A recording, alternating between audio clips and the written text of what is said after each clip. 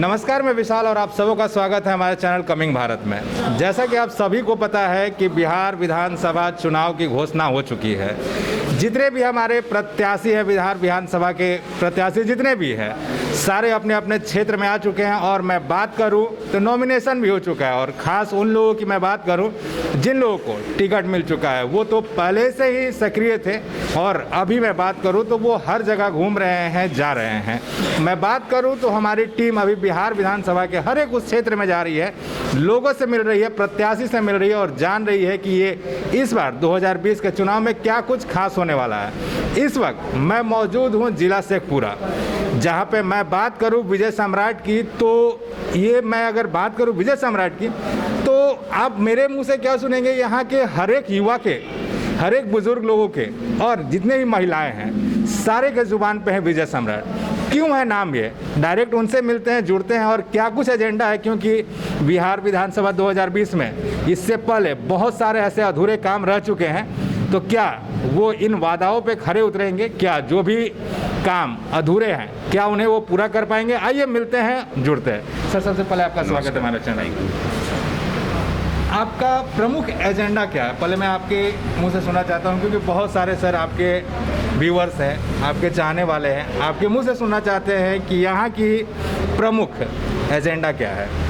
यहाँ का प्रमुख एजेंडा हम लोग का है रोजगार, शिक्षा, पर्यटक स्थल, खेल, सारे सब मुद्दे हैं। किसान के भी हैं मुद्दे, सब सारे मुद्दे हैं सब। मैं बात करूं अभी जो वर्तमान में जिनकी सरकार थी, अभी तो खैर सरकार अभी तो किसी का नहीं, अभी तो न्यूट्रल है, ठीक है। अभी तो यहाँ पे नल जल योजना के बारे में बात करूं, क्योंकि हर एक जगह पे नल जल योजना का काम चल रहा था।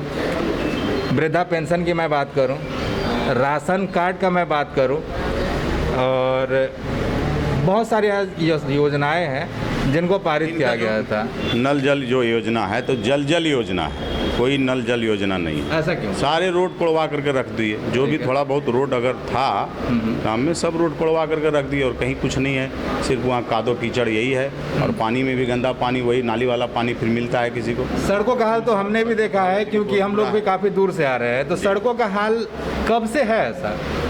यहाँ लगभग परमानेंट ऐसा है। अच्छा, यहाँ परमानेंट ऐसा है, लगभग यहाँ कभी कोई काम नहीं हुआ। 15 साल की इनकी सरकार है, 15 साल में कुछ नहीं किए, सिर्फ हवाबाजी की है और सिर्फ इनका घोटाला है और कहीं कुछ नहीं है। और ले लीजिए मुजफ्फरपुर कांड, भागलपुर कांड, सारा सब खाली घोटाला है इनका, 56 घोटाला है।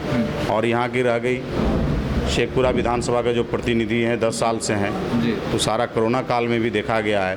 कोरोना काल में भी गए हैं एक जगह, सभी जगह जाते हैं तो वहाँ बोलते हैं जी किसे, तो वहाँ रोजगार सभी भाई लोग बेरोजगार जो थे उन्होंने बोला जी कि अगर रोजगार हमारा शेखपुरा में अगर मिल जाए तो मैं बाहर क्यों कमाने खाने जाऊँ।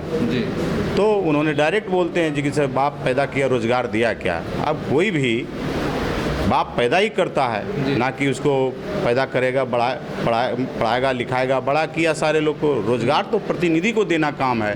कोई भी प्रतिनिधि है रोजगार लगाएंगे, बिल्कुल विधायक हों, एमपी हों, सांसद हों और मुख्यमंत्री हों, मंत्री हों, सभी लोग तो रोजगार लगाएंगे। तो उनका काम है, प्रतिनिधि का रोजगार लगाने का काम है, ना कि ये तो पब्लिक को गाली देना हुआ ना। तो बिल्कुल, ये तो काफ़ी वायरल, एक समय में ये वायरल हो चुका था कि कुछ लोग, निवासी लोग जाते हैं यहाँ के विधायक से काम मांगने, तो उन्होंने अपशब्द बोलकर उनको निकाल दिया वहाँ। हम लोग की सरकार जो है, हम लोग सरकार में नहीं है, उसके बावजूद भी हमारी पार्टी के स्तर से हम लोग भी, सारे लोग यहाँ कोरोना काल में सभी लोग, जनता जानती है जी किसे, हजारों हजार जनता के बीच हम लोग राशन मुहैया सभी करवाया है। जो भी गरीब गुरबा या जो सक्षम नहीं थे उनको सब चीज़ मुहैया कराने का काम किया हमारे राष्ट्रीय जनता दल के। आपने अभी बात किया रोजगार का, तो अभी जो मौजूदा सरकार थी हमारी, नीतीश जी थे जी, उन्होंने तो बोला है कि बिहार में इस वक्त कोरोना काल में जितने भी प्रवासी मजदूर बिहार वापस आए हैं, उनको बाहर जाने की ज़रूरत नहीं है, उन्हें वो रोज़गार यहीं पे दे रहे हैं। कहीं रोज़गार नहीं दे रहे हैं, सिर्फ ये खाली बोलते हैं, करते नहीं हैं। सारे अभी भी जितने मजदूर हैं सब डेली देखिए जी किसी प्लेटफार्म पे चले जाइए, बस पे देखिए जी कि सभी मजदूर वापस लौट रहे हैं, खाने कमाने के लिए जा रहे हैं। यहाँ कुछ रोजगार नहीं दिया गया है, किसी भी तरह का मुहैया किसी तरह मुहैया नहीं कराया गया है। अच्छा, बिहार में एक चीज़ और बहुत ही ज़्यादा चल रहा था कि जैसे कि कोरोना काल में जो भी मजदूर आए थे या जो भी प्राइवेट सेक्टर में काम कर रहे थे वो तो बेरोजगार हो गए थे। सरकार ने एक योजना निकाला था कि जो भी युवा अपने घरों में बैठे हुए हैं या जो भी व्यक्ति घरों में बैठे हुए हैं उन्हें 1,000 रुपया और खाने के लिए अनाज दिया जा रहा है। तो मैं बात करूँ शेखपुरा विधानसभा की, ठीक है, तो यहाँ पे किसी भी तरह का चीज़ का मिला या नहीं मिला? नहीं, ये नहीं मिला है। सब बिचौलिया लोग सारा जितना था, हाँ। वो सब 1,000 का जो बोल रहे हैं आप, 1,000 रुपये सब गरीब के पास उतना कहाँ है, इंटरनेट कहाँ आती है देखा हुआ, क्योंकि जाएगा और अप्लाई करे और 1,000 रुपया आएगा वो, तो वो लगभग नहीं के बराबर आया, वो सिर्फ ढकोसला रह गया। और 1,000 रुपया देने से क्या किसी को रोज़गार मिल जाएगा क्या? 1,000 रुपया देने से आज कोरोना काल का हो गया, 9 महीना बीतने जा रहा है, 8 महीना 9 महीना, कोई 1,000 में पूरे परिवार को चला सकता है? मतलब कि अगर किसी के पास गया भी होगा तो नहीं चल पाएगा, उससे क्या मिलने वाला है? वो तो है जी किसी जाता है और कहते हैं जी किसी अनाज देते हैं, 2 किलो 5 किलो अनाज दिया, मैंने मुफ्त में दिया, तो जनता तो बोलती है जी किसी मुझे अनाज नहीं चाहिए 2 किलो 5 किलो, मैं भीख नहीं मांगता, मुझे रोज़गार चाहिए। अगर रोज़गार मिलेगा तो मैं तो कितना है उसका देख लीजिए ना, 5 किलो अनाज मिलेगा 1 महीना में अनाज, और उसमें भी डीलर के यहाँ चले जाइए, तो डीलर के यहाँ चले जाइए तो आज कहेगा ऑनलाइन नहीं हुआ, तो कल टिप्पा नहीं लगेगा, कभी नेट नहीं है 5 दिन तो ऐसे ही बैठेगा। डीलरों की मैं बात करूं तो मैंने आपके विधानसभा क्षेत्र भी घुमाया और हमारी टीम पूरे बिहार में भ्रमण कर रही है।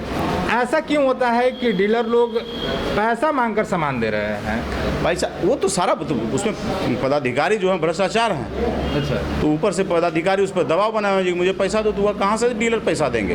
वो यही सब करके देते होंगे पैसा। ये बात मैं आपसे पूछना चाहता हूँ कि कहीं ना कहीं ये खबर हम तक पहुँची है, आप तक पहुँची है, तो क्या यह खबर सरकार तक नहीं पहुँच रही? तो सरकार लिप्त है उसमें। यहाँ से छोटे छोटे करके पदाधिकारी के पास जाते हैं, उससे बड़े पदाधिकारी के पास जाते हैं, उसके बाद RCP टैक्स के यहाँ जाते हैं, वहाँ के बाद सरकार के पास पैसे जाते हैं। मतलब कहीं ना कहीं अगर चूक होती है तो वो पैसा सरकार के पास भी जा रही है, सरकार के पास पैसा जा रही है। मैं बात करूं इंदिरा आवास की, आप सबों को पता है कि बिहार में कभी कभी जो बाढ़ आता था, जैसे इस बार भी बाढ़ आया था, तो बहुत जो नीचे दबे के लोग होते हैं जो घर बनाते हैं, मिट्टी से घर बनाते हैं, उनका घर ढह जाता है। इंदिरा आवास तो इंदिरा आवास में जो है, इंदिरा आवास जिनके घर ढह जाते हैं उनको घर कहाँ मिलता है? वो तो बिचौली सरकार देती है। सरकार के कहना मैंने इंदिरा आवास दिया, उसके पास पैसे नहीं है, बिचौलिया वहाँ लगा हुआ है, प्रशासन उससे पैसा मांगता है कि जब तक पहले 20,000 रुपया नहीं दीजिएगा आप, मिनिमम 20,000 रुपया का डिमांड है, तो गरीब के पास 20,000 आएगा ही नहीं, उसको मिलेगा ही नहीं। 20,000 आएगा तब वो घूसखोरी में पैसा देगा, तब तो उसको जाकर के इंदिरा आवास मिलेगा, मिलता ही नहीं है गरीब को। मतलब सब जो भी जिसके अधिकतर सारा इंदिरा आवास जो लिए हुए, जिसको नहीं चाहिए उसी को मिला हुआ। मतलब कि कहीं ना कहीं अपना हक पाने के लिए भी पैसा देना पड़ रहा है। एकदम अपना हक देने के लिए पैसा देना पड़ता है। ये सरकार में बिना पैसा का कोई काम नहीं होता है। अभी तो हम सबों को पता है कि जो केंद्र में सरकार है, डबल इंजन की सरकार बिहार में है। नीतीश कुमार यह मांग कर रहे हैं कि हमें बिहार को स्पेशल राज्य का दर्जा मिलना चाहिए। इनका तो ढकोसला है, विशेष राज्य का दर्जा इन्होंने मांगा, इन्होंने नाखून बाल सारा भिजवाया। हाँ। और फिर इनको खुद बोला गया जी किसी DNA के बारे में सारा सब चीज़ से है ना। अब बोलिए नाखून बाल जो है सो अब फिर उन्हीं के साथ मिल गए, क्या हुआ? विशेष राज्य का दर्जा क्यों नहीं दिला पाए? आपकी तो डबल इंजन की सरकार है। वही मैं आपसे पूछना चाहता हूँ, आप भी राजनीति में रहते हैं। मैं कह रहा हूँ जी कि ये इनसे कुछ नहीं है, सिर्फ दिखावा है। इनका दिखावा है जी कि मैं ये मांग रहा हूँ वो मांग रहा हूँ, जबकि दोनों मिले हुए हैं, कहीं कुछ देने वाले नहीं हैं, यहाँ कुछ नहीं मिलने वाला है। कोरोना काल में आपने बताया कि कुछ ना रहते हुए भी आपने लोगों के बीच में जाकर बहुत सारा चीज़ मुहैया करवाया। यहाँ पे तो मौजूदा सरकार और उनके खुद विधायक थे, कितने दिन तक वो मार्केट में दिखे? कितने दिन वो लोग? एक दिन भी नहीं देखे, एक दिन भी देखे पूरे कोरोना काल में कहीं नहीं दिखे, और मात्र एक दिन दिखे, और एक दिन में भी दिखे और क्वारंटाइन सेंटर गए, और सभी कोरोना काल में बेरोजगार लोगों को जो क्वारंटाइन सेंटर में थे सभी को गाली दे करके आए। अच्छा, मतलब कि लोगों से मिलते कम है और गाली देकर निकल जा रहे हैं। वही हुआ ना, जब रोजगार मांगा तो कहते हैं जी कि बाप पैदा किया, रोजगार दिया क्या? तो गाली ही देना हुआ। तो आप सबसे पूछ सकते हैं, किसी जनता से पूछ सकते हैं। एक अहम सवाल, एक मिनट, वृंदावन गांव है, वृंदावन गांव है, सड़क मांग किया था, तो बोला जी कि पटना से जोड़ देंगे। एक बगल में वृंदावन गांव है, वहाँ की जनता बोला जी कि मुझे सड़क जी कि मुहैया करा दीजिए, यहाँ दिक्कत है, आप अनुशंसा कर दीजिए। तो डायरेक्ट बोले जी कि आपको मैं पटना से जोड़ दूंगा। अब सड़क मांगे तो पटना से जोड़ देंगे। अब बोलिए ये क्या है? जनता के दुखों का मजाक उड़ाते हैं ना, यही है, मजाक उड़ाते हैं। मैं बात करूं आपके विधानसभा क्षेत्र की, शेखपुरा की, तो यहाँ पे जब जब खुदाई हो रही है तब तब पुराने मूर्तियाँ मिल रही है, जो कि बहुत पुरानी मूर्तियाँ तो हैं। ये मूर्तियाँ जो है यहाँ पुरातत्व का है, सब जगह है, लेकिन सरकार कुछ करती नहीं है। हमारी सरकार आएगी, एकदम हमारी सरकार आएगी तो ज़रूर मैं इस पर पर्यटक स्थल बनाने का प्रयास करूँगा। ये हमारा गिरिंडा पहाड़ है, मैं गिरिंडा पहाड़ पर रोपवे लगवाने का प्रयास करूँगा और वहाँ सारा सुविधा सब पर्यटक स्थल के बनाने का काम करूँगा। जो भी खुदाई होगा, जो भी यहाँ बहुत सारे मूर्तियाँ निकल रहे हैं, बेशकीमती मिल रहे हैं जी कि सारा मूर्तियाँ, बहुत सारे सरकार यहाँ अपना होते हैं और जाके म्यूजियम में रखवा देते हैं। जी, इसी बात का मैं चर्चा करना चाहता हूँ। यहाँ म्यूजियम में, यहीं क्यों नहीं म्यूजियम खुलेगा, यहीं क्यों नहीं होगा जी कि पर्यटक स्थल, यहाँ ही हम प्रयास करेंगे, यहाँ पर्यटक स्थल। वही मैं बात कहना चाहता हूँ कि मूर्तियाँ जब यहाँ पे बन रही है तो यहाँ पे एक पर्यटक स्थल क्यों नहीं है, जबकि केंद्र में भी सरकार है, यहाँ पे खुद के उनके विधायक है, मूर्तियाँ मिलती है, यहाँ से लेकर चले जाते हैं दूसरे जगह पे। यहाँ पे क्यों नहीं रहकर इसी जगह को पर्यटक स्थल में बदले, ताकि लोगों की रुचि बिहार में और बढ़े?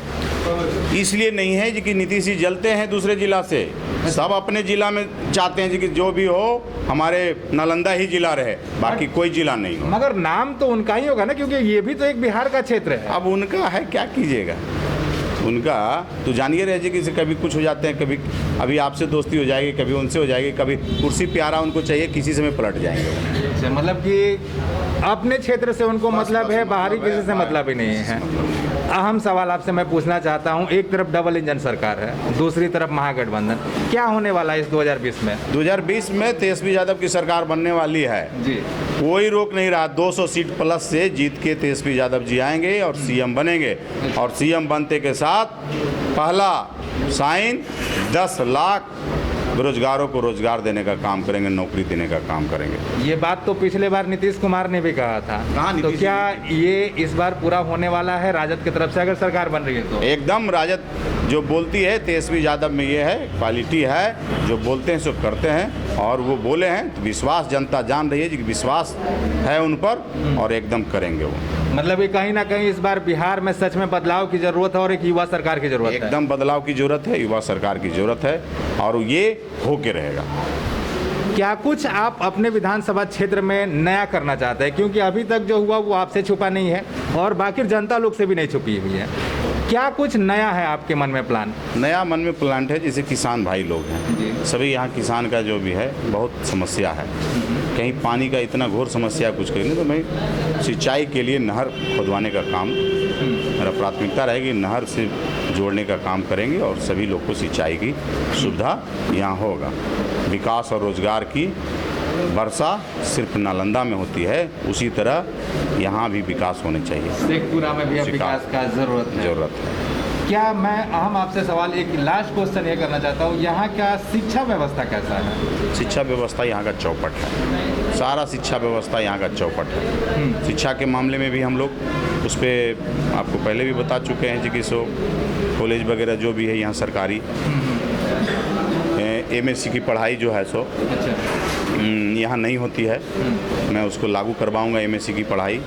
और एक महिला कॉलेज है यहाँ, मैं उसको चाहूँगा सरकारी, उसको सभी प्राइवेट कॉलेज जो भी हैं उसको सरकारी करवाना है। एकमात्र जो है महिला कॉलेज, उसकी पहले प्राथमिकता देंगे और छात्र छात्राओं को इससे भविष्य का उज्जवल हो, यही मेरी प्राथमिकता हो। मतलब कहीं ना कहीं आपने पहले से ही मन बना लिया है कि इस बार राजद की सरकार आ रही है और राजद की सरकार में आप ये सब बदलाव करना चाहते हैं। चलिए, बहुत बहुत धन्यवाद। तो जैसा कि आपने देखा, इस वक्त हमारे साथ शेखपुरा जिला के भावी उम्मीदवार विजय सम्राट जी थे। उन्होंने पहले ही क्लियर कर चुके हैं कि इस बार बिहार में सच में बदलाव की ज़रूरत है और बदलाव कुछ इस तरह होगा कि युवा चेहरा आएगा। युवा चेहरा होंगे तेजस्वी यादव, और तेजस्वी यादव जैसे ही यहाँ पे आने वाले हैं, सबसे पहला काम इनके द्वारा होगा 10 लाख युवाओं को रोजगार और खासकर कृषि प्रधान देश, हम लोग को पता है कि भारत एक कृषि प्रधान देश है, तो यहाँ पे भी शेखपुरा विधानसभा में भी खासकर कृषि को लेकर बहुत ही ज़्यादा ध्यान देने वाले हैं और युवाओं को लिए भी यहाँ पे जो भी छोटी बड़ी कमियां सारे चीज़ को पूर्ति करने वाले हैं। बहरहाल ऐसी तमाम खबरों के लिए बने रहे हमारे चैनल के साथ। और हाँ, अभी तक आपने हमारे चैनल को लाइक, सब्सक्राइब, शेयर नहीं किया है तो जल्द से जल्द कर लें। धन्यवाद।